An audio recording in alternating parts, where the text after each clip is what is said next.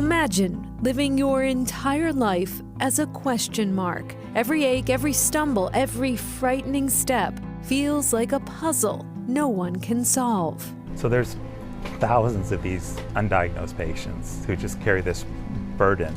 Harry Brendel was once a smiling, happy child. Today, at age 11, doctors don't know what continues to steal his mobility. It's really a whole second level of pain I never would have understood. Hrithvik Kotpalli waited nearly 20 years for a diagnosis, the key buried deep, hidden in his DNA. Keegan Paradise and his father Brendan share a bond that no one could have imagined. Please, let this be not what I think it's going to be.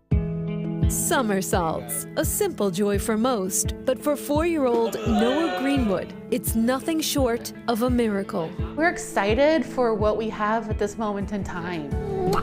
Resilience, science, and the power of never giving up. This is Chronicle on WCVB Channel 5. 25 million Americans, 300 million people worldwide live with undiagnosed conditions. Some are common ailments that present in unique ways. Still, others can be chronic, even life-threatening.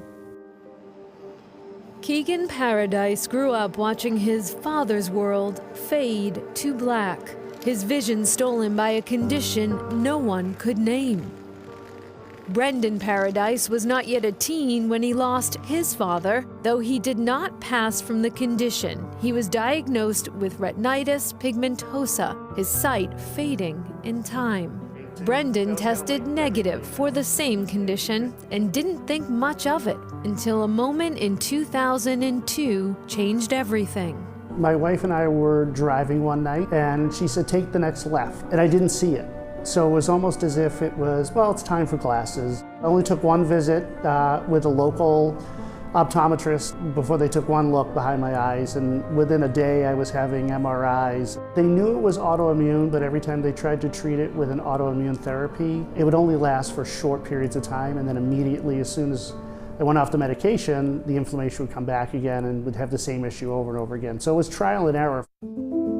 His vision continued to fade, and still no clue what was causing the inflammation. Concern grew. And I remember going from the bright outside in Orlando into parts of the Caribbean and not being able to navigate the line, not being able to see where I was going. Keegan, just 5 years old at the time, began showing signs that he too might be going down the same path. Please, let this be not what I think it's going to be. Doctors soon confirmed what Brendan feared.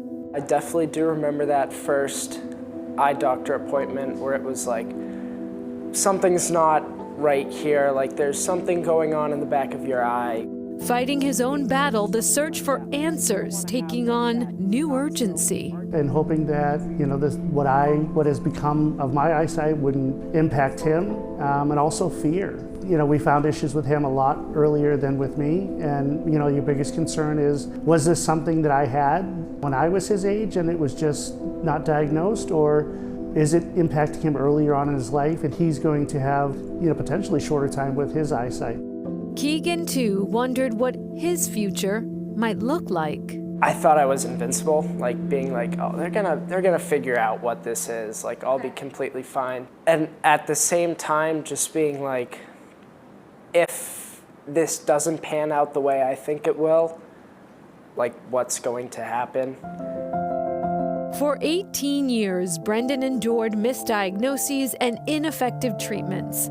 Then, in 2019, an answer finally arrived through the Undiagnosed Diseases Network, Rosa syndrome. A name as complex as the condition it describes: retinal dystrophy, optic nerve edema, splenomegaly, anhidrosis, and headache. So rare that there are fewer than 100 known cases around the world. There's a sense of a weight off your shoulders because now at least we know what it is and we know what we're tackling versus the unknown. For Brendan, the diagnosis came too late to save his vision. Years of unanswered questions have taken a toll. But for his son Keegan, a future in sight where early intervention may rewrite his story. I always thought he was going to conquer the world, so I'm more excited for him now because I think he has something that will keep his issues at bay for a time. I also know that they're always investigating different medications, different treatments. I am very confident that, unlike myself, my son will have eyesight for a very, very long time. And doctors believe that Brendan's father likely also had Rosa syndrome but was misdiagnosed.